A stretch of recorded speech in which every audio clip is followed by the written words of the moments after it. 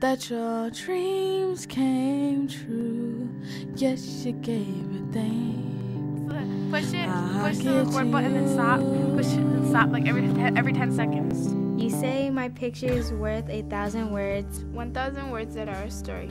You might think that story is about my life. It might be because of my intelligence or my great white smile. You might think that story is about singing.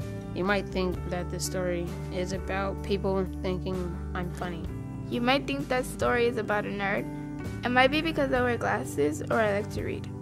You might think that story is about my smile. It might be because of my positive ways or the way I laugh a lot.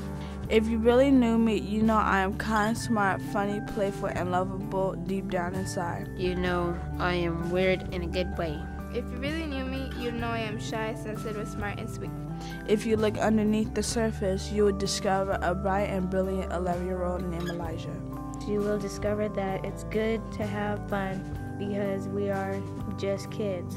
To make a difference, I will help my peers and show respect. I will change the world. To make a difference, I would help children by volunteering. I will try to get a good life. I will be a leader, not a follower, and do what's right.